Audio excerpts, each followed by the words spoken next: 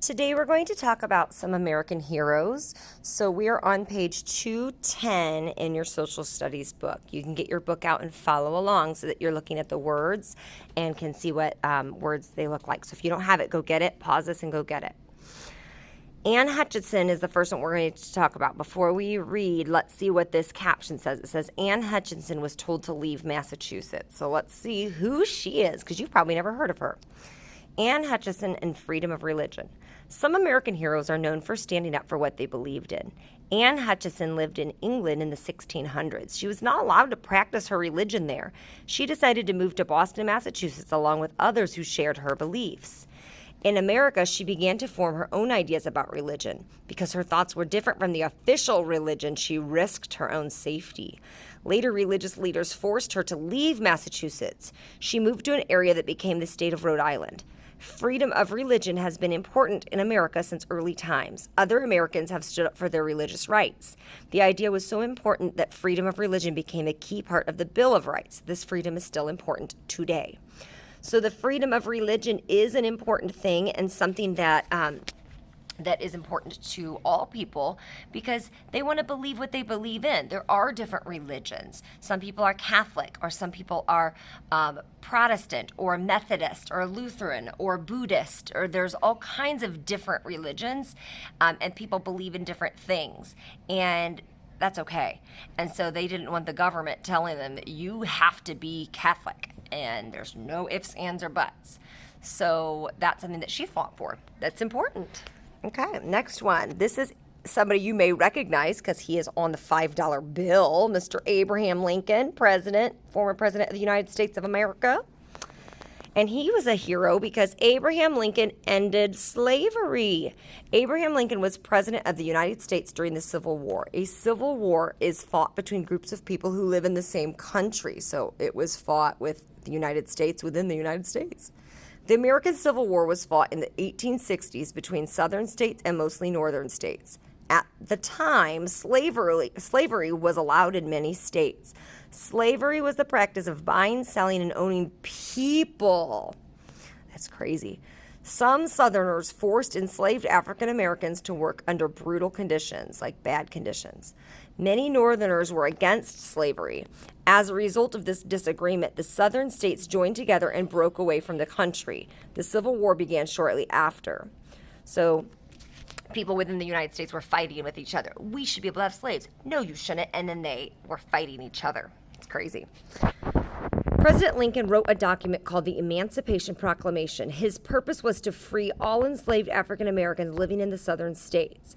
Many Southerners believed it was their right to own slaves. This made it risky for Lincoln to issue the proclamation. Slavery came to an official end when the northern states won the war in 1865.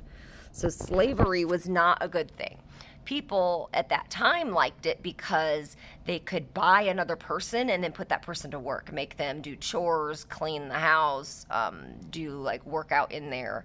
If they were like farmers, do work out on their farm, do the laundry, all that stuff. So it was somebody that would help them, kind of like how some people can afford to have like a house cleaner or like a maid or something like that nowadays. But that's different nowadays because if you choose to hire a maid, you are paying them and they are choosing to do that work. So it's all about that choice there. With slavery, it wasn't a choice. They forced people to do it. So that's kind of messed up. And they didn't treat them very nice either. So that was a huge thing that he did so that people were free and not treated poorly like that anymore. It was against the law. This is a lady named Clara Barton. So this is a photograph of her. And then down here it says her name. That's just a label so you know who she is. Clara Barton, I think I said Barton. Clara Barton aided soldiers. Clara Barton worked as a nurse during the Civil War. She also brought soldiers medicine and supplies on the battlefield. Later in life, she started an organization called the Red Cross. The Red Cross cares for soldiers and their families. It also helps people who are the victims of floods and other natural disasters. And I pulled up on my computer the website for the American Red Cross. You might have seen this symbol before. A lot of times people, they get volunteers anytime there's a disaster, but a lot of times people associate the Red Cross with donating blood because that's what they have, like a blood bank, so that if there was a big accident and people needed extra blood, that they could use blood that people had donated. Okay, next up, if we look at the photograph, and it's a black and white photograph because he was alive a long time ago, and his name is Frederick Douglass. Frederick Douglass spoke out against slavery. Frederick Douglass was an abolitionist. An abolitionist, here's going to be the definition, was someone who worked to abolish or get rid of slavery. So they tried to get rid of people owning slaves. Frederick Douglass was born a slave in Maryland. He escaped to freedom as a young man and became a writer and speaker. Douglass spoke out about ending slavery. He traveled and spoke to people all over the United States. He was often attacked for his anti-slavery views. Despite the risk to his personal safety, Douglass continued to speak out. Douglass's book, Life and Times of Frederick Douglass, is an important story of his escape from slavery. He also wrote an anti-slavery newspaper called the North Star. By writing and speaking out against slavery, Douglass helped change others' opinions about slavery. And that's important because if people are thinking slavery is a good thing, but he's telling them the bad parts of it, changing those opinions to agree with him that this isn't a good thing is what helps things like this to happen where it became illegal. So we talked about this in our last social studies lesson yesterday about Eleanor Roosevelt and Thurgood Marshall and Susan B. Anthony, how they had to speak out for things that they wanted to change. And sometimes that's really hard, especially if it's an unpopular opinion and that people don't agree with you and that you could get, like, put yourself in danger. Like, people would get so mad about some things like this that they would start fights or you could even get arrested for having protests and stuff. But sometimes it's worth it for that positive change. All right, we're going to talk about two more people. Next one is Harriet Tubman and the Underground Railroad. Like Douglass, so like Frederick Douglass over here, Harriet Tubman was an American hero born into slavery in Maryland. In the years before the Civil War, she escaped to Pennsylvania. There she started working to help other enslaved African Americans become free. Harriet Tubman worked with other abolitionists in the Underground Railroad. This was not an actual railroad. It was a secret system that helped enslaved African Americans living in southern states escape slavery. Tubman and other abolitionists risked their lives to secure others' freedom. So here's a picture, and this isn't a label. This is a caption. It tells you a sentence of what it's about. The Underground Railroad helped enslaved African Americans escape to freedom. So I believe this is supposed to be a picture of her. And so when I was younger, and I remember hearing about the Underground Railroad, I legit thought it was a railroad, like with a train that goes under the ground. That's not what it was. It wasn't even necessarily underground at all. It was just like people being, I guess you could say, sneaky. They were sneaking around trying to escape slavery because they couldn't just walk down the road normally, because if the wrong person saw them, they would capture them and take them back to where they were being held as slaves. So it was more about like being like almost like a ninja, like being like in the shadows and maybe going through forests or doing everything at nighttime when it's dark and you can't see them, and hiding in people's houses, maybe in their basements or in their attics or something, so they could sleep and rest and whatnot before they'd travel again. So it was more about being stealthy and quiet and sneaky to get from one place to the next so that they could leave their life where they weren't having a very good life, where they were enslaved. Okay, and the last person I'm sure you guys have heard of that we're going to talk about today is Martin Luther King Jr.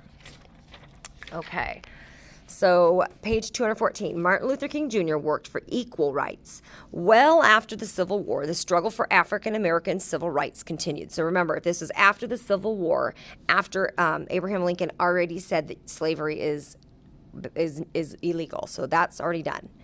So even though slavery had ended, African Americans did not have full civil rights. You read that segregation meant they had to go to schools that were separate from white people. They had to eat in separate areas and restaurants. Many were not allowed to vote. And here he is giving his I Have a Dream speech in 1963. It was a very, very popular thing. You could see it at Washington, D.C. at the Washington Monument. And it was just fully crowded with people.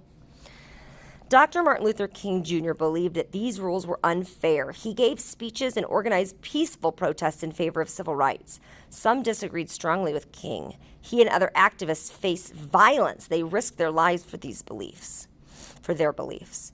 In 1963, King gave a speech declaring, "I have a dream." His dream, he said, was for children to be judged by who they are and not by their skin color. As a result of the work of King and other leaders, 2 major civil rights laws were passed in 1964 and 1965. Sadly, King was shot and killed in 1968. Years later, the U.S. government created a federal holiday to celebrate his life. The third Monday of each January, which is near King's birthday, is Martin Luther King Jr. Day. So we have that day to honor him and his hard work towards civil rights. And there's stuff in the news that I'm not going to talk a lot about, but people have very strong opinions about civil rights things that are going on right now. And there are peaceful protests, and there are some non-peaceful protests. And protests have a place. Things don't change unless you speak up. Just like we talked about in my last video. If I want a drink and I'm not going to go get it, if I don't take action to get a drink, I'm not going to have a drink. So if you want something to change and you just sit back at your house and say, you know what, things should change, but you never do anything different, who's to say things are going to change? So people are speaking up for what they believe in and hoping and working, not just hoping, but working towards getting a change. So there's no assignment today. I just wanted to read about some of those different people. If you are interested in one of them that we talked about and you want to learn more, you could absolutely go to safesearchkids.com and search for one of them and see if you can learn a little bit more information. But that's it for today, guys. See you later.